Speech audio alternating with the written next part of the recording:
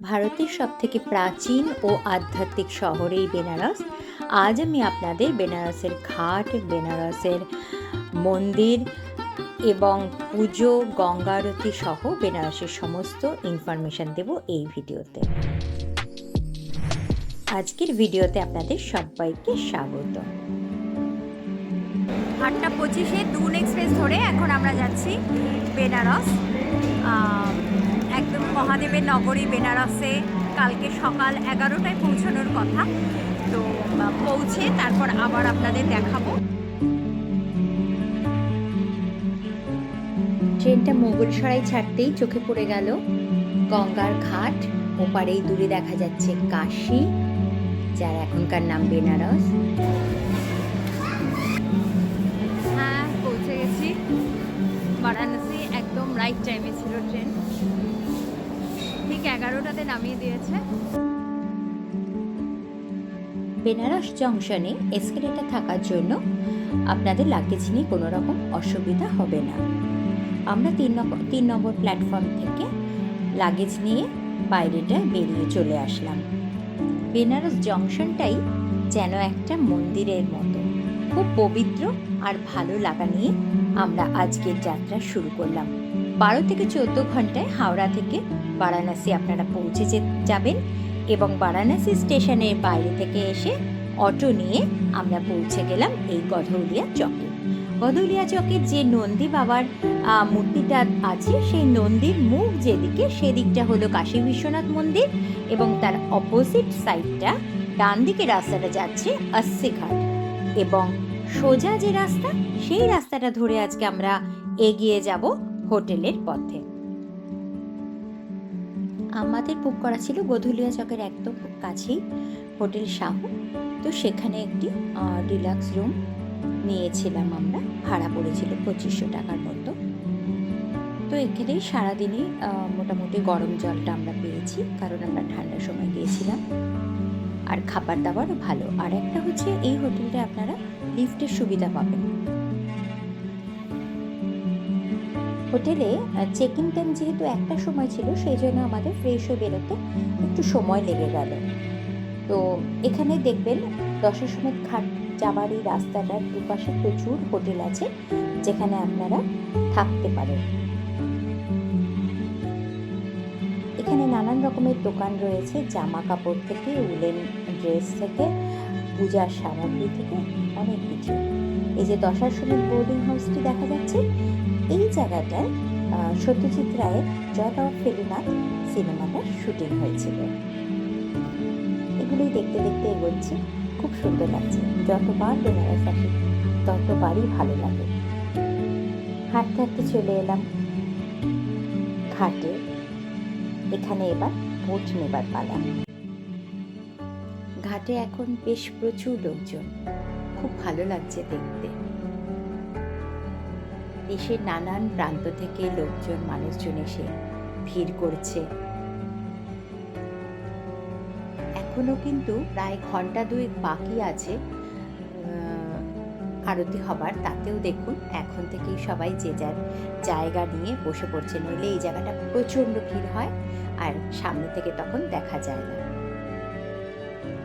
অনেক পণ্ডিতজিরা এই সময় গঙ্গা পুজো করান।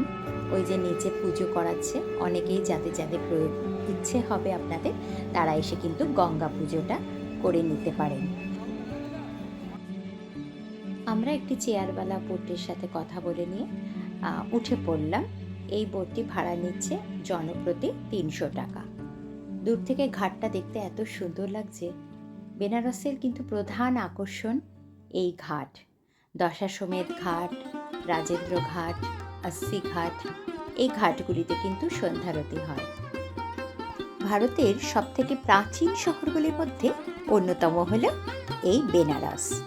শিবের শহর, মোক্ষ প্রাপ্তির শহর, ঘাটের শহর আর হিন্দু সনাতন ধর্ম সংস্কৃতির শহর হলো এই বেনারস, যেটা এখন আমরা প্রত্যেকটি ঘাট ঘুরে ঘুরে দেখব এই নৌকার মধ্যে দিয়ে। কি সুন্দর করে সাজানো রয়েছে ঘাটগুলি।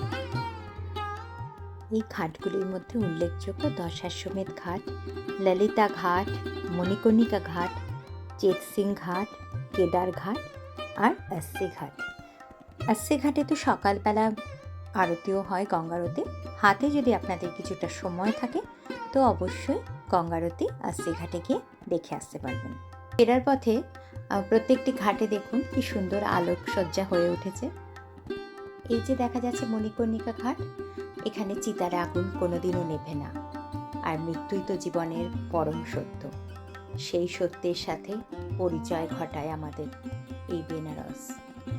আমরা যেন জীবনে কেবল ছুটেই চলেছি, কিছু না কিছু পাওয়ার ইচ্ছে আমাদের তাড়িয়ে বেড়াচ্ছে। সত্যি তো, আমরা তো কিছুই নিয়ে যাব না। দুদিনের এই জীবনে সবই সময়ের খেলা। হিন্দু পুরাণ অনুযায়ী গঙ্গাকে পৃথিবীতে নিয়ে এসেছেন রাজা ভগীরথ এবং মহাদেব তার জটায় তাকে ধারণ করেছেন। বৈদিক মন্ত্রোচ্চারণের দ্বারা এই আরতিটি সম্পন্ন হয় 7 জন পুরোহিতের মাধ্যমে। এরপর গঙ্গায় প্রদীপ ভাসিয়ে আমরা চললাম হোটেলের পথে। রাস্তায় লস্যি বানানো দেখে দাঁড়িয়ে পড়লাম। এরা কি সুন্দরভাবে বানায় এই লস্যি, এবং মাটির ভাঁড়ে পরিবেশন করলো ওপরে রাবড়ি দিয়ে। অপূর্ব তার টেস্ট, বলে বোঝানো যাবে না। রাবড়ি খেয়েই হোটেলে ফিরে গেলাম আমরা। আজকে দ্বিতীয় দিন। আজকে একদম স্নান করে তৈরি হয়ে চলে এলাম বাবা বিশ্বনাথের কাছে পুজো দিতে। হ্যালো, এই কাশী বিশ্বনাথ টেম্পলের যে ট্রাস্টি বোর্ডটা আছে, এখান থেকে আপনারা সুগম দর্শনের টিকিট কেটে নিতে পারবেন। তারপর যে কোনো পুজো দিতে গেলে এখানে টিকিট কেটে নেওয়া যাবে। এই সুগম দর্শনের টিকিট আপনারা বাড়ি থেকে অনলাইনেও কেটে নিয়ে যেতে পারেন।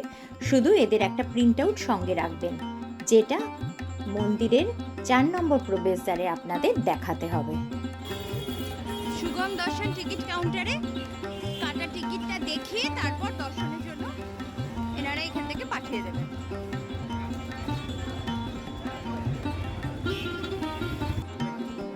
বিশ্বনাথ মন্দিরে পুজো দিয়ে আমরা চলে এলাম। তার পাশেই আছে এই অন্নপূর্ণা মন্দিরটি। এই মন্দিরটি অনেক পুরনো, অনেক প্রাচীন মন্দির। এখানেও মায়ের দর্শন হলো।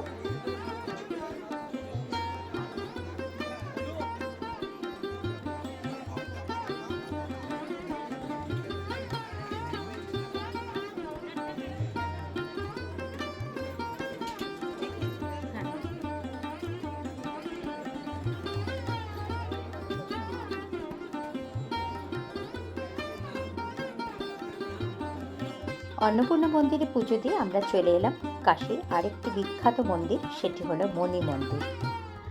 এটি দুর্গাকুণ্ডের কাছে ধর্মসংঘের ভেতরে অবস্থিত মন্দিরটি। মন্দিরটির কাজ এখনো চলছে। এখানে একটি গোশালাও দেখতে পেলাম। অনেক বড় পরিসর নিয়ে তৈরি হয়েছে এই মন্দিরটি, এবং ভেতরে গিয়ে দেখব।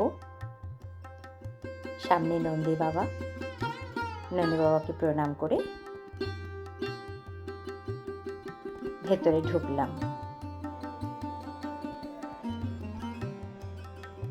এই মন্দিরটিও পুরোটাই গ্রানাইট পাথর দিয়ে তৈরি, এবং 151টি নর্মদেশ্বর শিবলিঙ্গ এখানে প্রতিষ্ঠিত। ভীষণ সুন্দর মন্দির। আপনারা বেনারস এলে অবশ্যই দেখবেন মণি মন্দির। আদি শঙ্করাচার্যের মূর্তিটি দেখলাম। এখানে অনেক দেবদেবীর মূর্তিও দেখা যায়। শিবলিঙ্গ ছাড়াও রাম, সীতা, হনুমানজি, অনেক ভগবানেরই মূর্তি রাখা আছে এখানে। ভীষণ সুন্দর মন্দিরটি, নবনির্মিত। এবার চলে এলাম আমরা কাশীর কোতোয়াল কাল ভৈরব মন্দিরে। প্রচুর লাইন, প্রচুর ভিড় আজকে। বাবার জন্য কিছু ফুল প্রসাদ কিনে নিয়ে আমরা লাইনে দাঁড়িয়ে পড়লাম। আজকে একটি বিশেষ উৎসব আছে, এই জন্য এখানে এত ভিড়। কথায় আছে যে কাল ভৈরব মন্দিরে পুজো না দিলে বেনারস যাত্রা সফল হয় না। তাই যত ভিড়ই হোক না কেন, আমরা এসেছি কাল ভৈরবের কাছে পুজো দেওয়ার জন্য। পুজো দিয়েই আজকে যাব। কোনো রকম ক্লান্তি লাগলো না আজকে। 1 ঘন্টার ওপর দাঁড়িয়ে রয়েছি মন্দিরের বাইরে, তাও এত সুন্দর পরিবেশ, চারিদিকে শুধু নমঃ শিবায় আর ওম ধ্বনি। ভীষণই ভালো একটা পরিবেশ। অবশ্যই আসবেন কাল ভৈরবে। জয় বাবা কাল ভৈরব। আজকের এই এপিসোডটি এখানেই শেষ করছি।